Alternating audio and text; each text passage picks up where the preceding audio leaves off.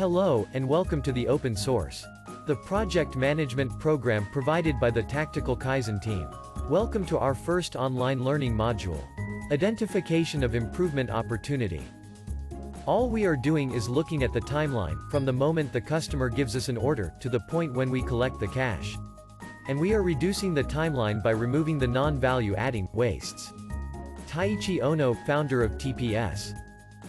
Let's review the learning objectives of this module.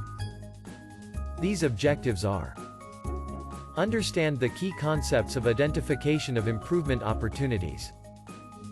Manage Kaizen activities as a means to eliminate waste. Learn the essential tools and techniques for problem solving. Define improvement area, and put it into practice. Kaizen is a philosophy of continuous improvement and provides an approach to engage the people who do the work, to quickly identify and implement rapid improvement opportunities. Continuous improvement is an organized approach to identify opportunities for improvement that can help an organization meet its goals for increasing profits, reducing costs, and accelerating innovation. What is described here is the correlation between each project phase and the questions that it attempts to answer. In the project definition and scope, we are trying to determine: what do we want to do? When we do as is description analysis, we clarify the current status. Then when we envision the to be process design, we can answer: where do we want to go? The last phase is helping us define the how mechanism. What are the actions we need to take to implement the improvements? Throughout entire program, we will be leveraging the Kaizen framework for driving improvements as a combination of Agile plus Lean practices, used together in a systematic way, so that it improves the level of employee engagement, while also improving bottom-line business results. Being a team member has certain obligations. Members are responsible for carrying out all team-related work assignments, such as data collection, data analysis, presentation, development, sharing knowledge, and participation in team discussions and decisions. Ideally, when actual process workers are on a team, they approach these responsibilities as an opportunity to improve the way their jobs are done, rather than as extra work. The first step is to identify an improvement opportunity. To start with identification of opportunities, you need to be familiar with the business processes. Process improvement starts with understanding what makes the work. If you are coming from a different team, program, department, interview as many employees as possible, familiarize yourself with all departments and how they work together. You will most probably need a change owner as analog to the product owner role. The change owner is a stakeholder, usually a manager or idea originator, with the will to support the improvement process and the authority to make critical decisions that cannot be done within the core improvement team. Once you have identified an opportunity for improvement, the next step is to develop a plan for improvement. Consider using A3 thinking to help. An A3 report is a PDCA storyboard. It refers to the story that the presentation will follow. It provides the framework for a team to carry out improvement. An A3 format is simply an 11 by 17-inch piece of paper outlined into several structured sections. The exact structure depends upon the type of A3 and the needs of the situation.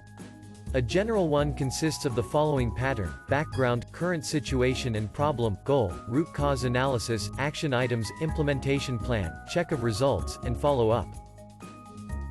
The A3 report is used to standardize and simplify report writing, proposals, status updates, and other common methods of communication. The content follows the logic of the plan do check adjust cycle. There are different ways of depicting the information in the A3 report. Please remember that the A3 thinking approach is not about problem solving, it's about creating problem solvers.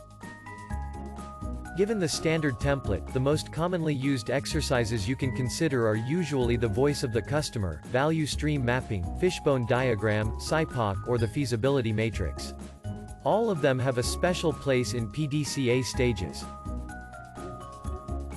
For example, during the planning stage, you can always start with the voice of the customer, which is used to clarify the current condition by capturing the customer's voice, expectations, preferences, comments, of a product or service in discussion.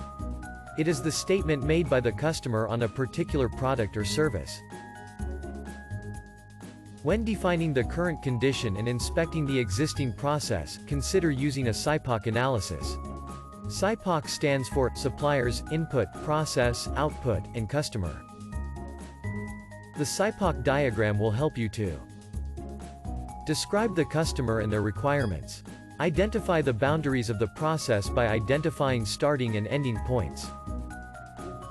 Gather information regarding the process including identification and documentation of the activities, steps and the order in which they are executed. Validate the order of the activities, steps and develop the process map.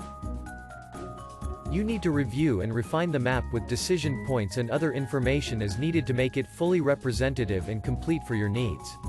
Once you identify measurable process, the next step is to gather data measurements of the business processes such as number of transactions, wait time, processing time and people involved. Look to where waste occurs in the process flow. Waste is defined as processes that do not add value to an organization. Value stream mapping can also be used for assessment during the planning stage, to visualize the process areas that need improvement and focus attention on those areas.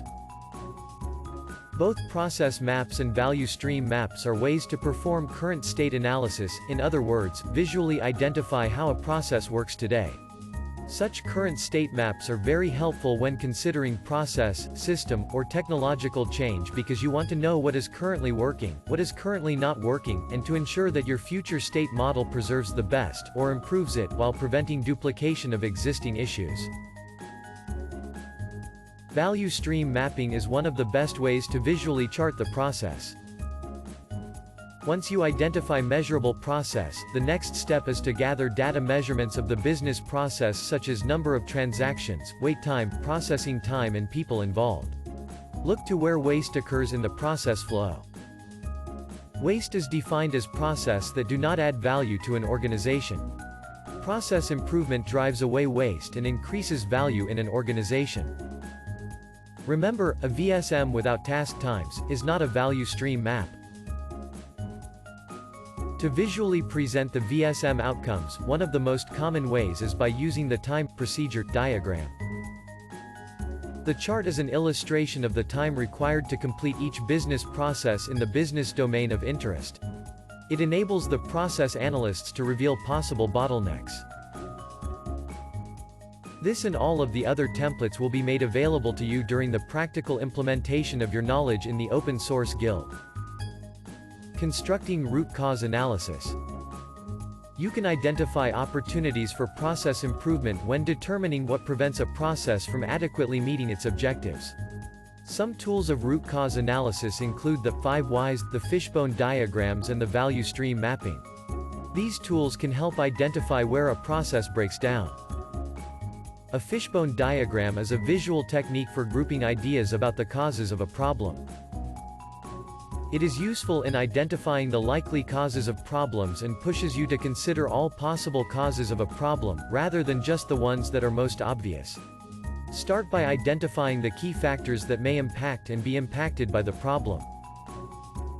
In our Q2C organization, we usually tend to include the following factors: people, process, business, KPIs, leadership and tools.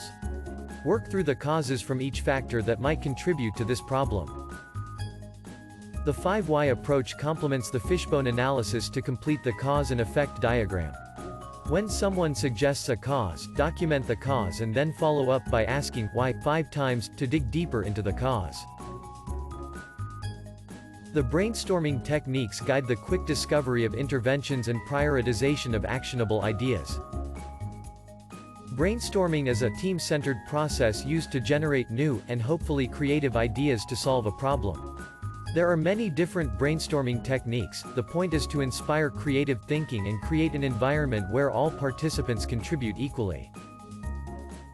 Once the team generates ideas, the next step is to prioritize those ideas that will have the highest impact with the greatest ease of implementation. Again, there are a variety of techniques to enable this analysis which the facilitator can leverage. Creating a feasibility matrix is a simple approach with effective results. The feasibility matrix quickly identifies those ideas that would have the highest impact with greatest ease of implementation. I hope you've enjoyed the module for identification of improvement opportunities and that you will find its contents useful as you work to your projects.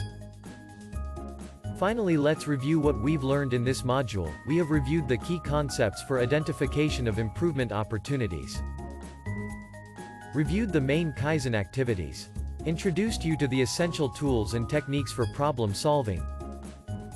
This material should now help you define potential improvement area and which you will put it into practice after this coursework.